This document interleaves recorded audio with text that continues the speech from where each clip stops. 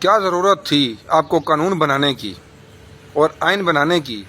بس اتنا ہی لکھ دیں کہ جس کی طاقت ہوگی قانون اس کا غلام ہوگا۔ آج اس وقت جو موجودہ صورتحال پاکستان میں بالکل ایسا ہی ہو رہا ہے۔ جاگیردار، سرمایہ دار، جو بھی خاندانی سیاست سے آ رہا ہے، قانون کو اپنے ہاتھ میں لے کر اپنا غلام بنایا ہوا ہے۔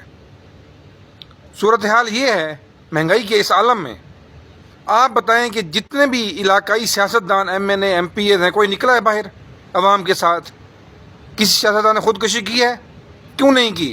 کیوں کہ جو لوگ اقتدار میں رہ کر بیرون ملک سب کچھ اپنا بناتے ہیں، اس کے بعد باہر چلے جاتے ہیں، چاہے وہ جرنیل ہیں، ججز ہیں، وہ وہاں پر بڑے بڑے اپنے جزیروں میں، محلوں میں نکر پہن کر، ٹی شرٹیں پہن کر اپنی گرل فرینڈوں، بیویوں کے ساتھ گفتگو کر رہے ہیں۔ ان کو عوام کا کوئی خیال نہیں ہے، بس وہ اپنی زندگی انجوائے کر رہے ہیں۔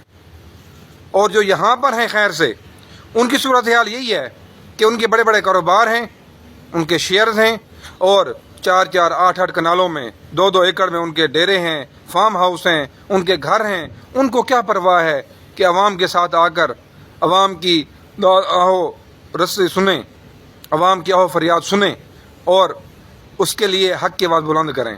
دیکھیں، کوئی بھی سیاسی پارٹی ہے، ہم کہتے ہیں یہ پی ٹی آئی والے ٹھیک ہیں یا پی پی والے ٹھیک ہیں، نون لیگ والے، کہاں ٹھیک ہیں یہ؟ اب ان کے گھروں میں چھاپے ماریں، جس طرح 2-3 کیس ہوئے ہیں، پی پی کے تھے کچھ لوگ، کہ ان کے گھروں سے کروڑوں ڈالر نکل رہے ہیں، کرنسیاں نکل رہی ہیں بیرون ممالک کی، اپنا پاکستانی پیسہ کروڑوں میں نکل رہا ہے، سونے کے ذخائرات نکل رہے ہیں۔ تو یہ سب کچھ کہاں سے آیا ہے؟ کون ہے پوچھنے والا؟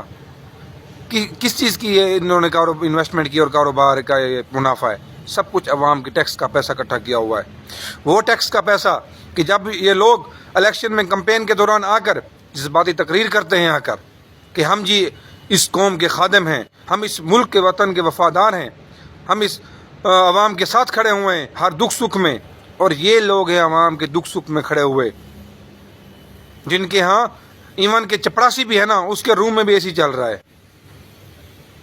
20 اے سی چل رہے ہیں، کوئی نہیں پوچھنے والا۔ گاڑیاں ہیں، ان کے ڈرائیور رکھے ہوئے ہیں، کوئی نہیں پوچھنے والا۔ بس جب یہ پارلیمنٹ میں بیٹھے ہوتے ہیں تو جن کو مراد مل رہی ہوتی ہیں، جو حکومت میں لوگ ہوتے ہیں، جو جس پارٹی کی حکومت ہوتی ہے، ان کو جو مراد مل رہی ہوتی ہیں، جو بل پاس کر رہے ہوتے ہیں یہ لوگ، جو اپوزیشن ہے، اس میں جو سیاسی ایم این اے، ایم پی ایس بیٹھے ہوتے ہیں، وہ آواز کیوں نہیں اٹھاتے ان کے خلاف کہ یہ بل پاس نہ کریں؟ کیونکہ ان کو پتہ ہے کہ جب ہمارا دور آنا ہے، ہمیں بھی یہ چیزیں ملنی ہیں۔ اگر آج ہم آواز اٹھائیں گے تو کل کو ہم بھی محروم ہو جائیں گے ان چیزوں سے۔ تو یہ ہے ان کی وفاداری، یہ ہیں قوم کے قائد، یہ ہیں قوم کے ساتھ مخلص، قوم کے خادم، یہ ہیں جذباتی تقریر کرنے والے جلسوں میں آ کر۔ سب کچھ سامنے آ چکا ہے۔ کتنی وارداتیں ہو رہی ہیں آج، کتنی قتل و غارت، عام قتل و غارت کے علاوہ جو ڈکیتیاں ہو رہی ہیں کہ ایک عام انسان 10-20 ہزار لے کر یا ایک نیا موٹر سائیکل لے کر اپنے گھر سے باہر نکلنے کے قابل ہی نہیں ہے، اس کو فوراً آ جاتے ہیں، ڈکیتی کی، اس کو فائر مارا، سامان لیا، چلا گیا، کوئی نہیں پوچھنے والا۔ اب میں پوچھتا ہوں کہاں ہے وہ جیو فینسنگ ٹیکنالوجی؟ اب وہ کہاں استعمال ہوگی؟ ان کے لیے صرف یہی ہے کہ عوام سے خون نچوڑ لو، غریبوں کو مار دو اور امیر اجارہ داری قائم کریں۔ جب ہم نے کرنا ہی یہی غلامی تھی تو قائد اعظم کو کیا ضرورت تھی علامہ اقبال کو، کہ وہ علامہ اقبال نے خواب دیکھا، قائد اعظم نے اس کو سچ کر دکھایا؟ تو ہم آج بھی وہی غلامی ہی کرتے۔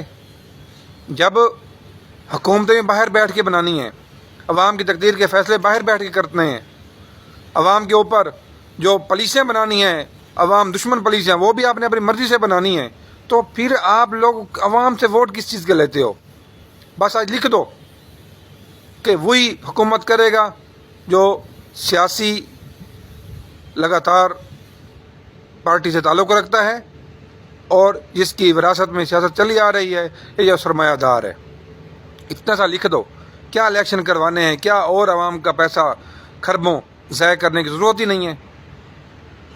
تو آج ہم یہی دیکھتے ہیں، سوچتے ہیں کہ ایون کہ ایک ایم پی اے بھی ہے، اس کی بھی پراپرٹی کروڑوں میں ہے، ایک ایم پی ہے. پھر اگر آپ ایم این اے کی بات کر لیں یا جو تیسری چوتھی نسل جن کے بچے M P A M N A ہیں یا اس کے علاوہ جو وفاقی وزراء ہیں ان کی پراپرٹیز کی تو بات ہی کوئی اور ہوگی. یہ سب گزارش یہی ہے کہ آپ انسانیت سیکھیں، اخلاقیات سیکھیں اور اسلام کی تعلیمات سیکھیں. اسلام کہتا کیا ہے؟ کیا جو کچھ ہو رہا ہے یہ صحیح ہو رہا ہے؟ کسی بھی انسانی معاشرے میں ایسا ہونا چاہیے. کسی بھی مہذب معاشرے میں کسی بھی قانون، کوئی بھی قانون دنیا اٹھا لیں، کسی میں بھی ایسا لکھا ہوا ہے کہ آپ اتنے ظالم بن جائیں چند لوگوں کی انا کی وجہ سے، ایک پارٹی کی وجہ سے اتنے ظالم بن جائیں کہ آپ عوام کو خودکشی کرنے پر مجبور کر دیں. تو لہذا گزارش یہی ہے کہ جس نے حکومت میں آنا ہے، پتہ تو سارا ہے حکومت میں فلاں نے آنا ہے، تو کم از کم اتنا تو سوچیں کہ آپ عوام کو تو فیسیلیٹیٹ کریں. آج جو باہر کھربوں روپے پڑے ہوئے ہیں سوئس بینک میں، سوئٹزرلینڈ میں یا جس ممالک میں بھی چلے جائیں آپ، اتنا کھربوں روپے کہاں سے آیا؟ یہ یہاں کا پیسہ ہے. کس طرح لے کر گئے ہیں، کون لے کر گیا ہے، ساروں کو سب پتہ ہے. اس کے خلاف نہ کسی نے آواز اٹھانی ہے نہ کسی نے بولنا ہے. کیوں کہ کل کو اس کی باری بھی آئے گی، پھر اس کو بھی نہیں جانے دیا جائے گا. تو اس کا واحد راستہ یہی ہے کہ آج تک ہم نے جو بھی سچویشن دیکھی ہے حکومتوں کی، بس یہی کچھ ہی چلا رہا ہے، کوئی تبدیلی نہیں آئی. یہ فلاں پی پی کا ہے، فلاں نون لیگ کا ہے، فلاں پی ٹی آئی کا ہے، کوئی بھی مخلص نہیں ہے. سب جھوٹ ہے، سب مفاد پرستی ہے، کوئی سیاست نہیں ہے. اس کے لیے عوام کو چاہیے کہ جلد از جلد اپنے حقوق کی آواز کے لیے ہمیشہ اکٹھے ہو جائیں، تو اس کا بہتر حل یہی ہوگا. Thank you.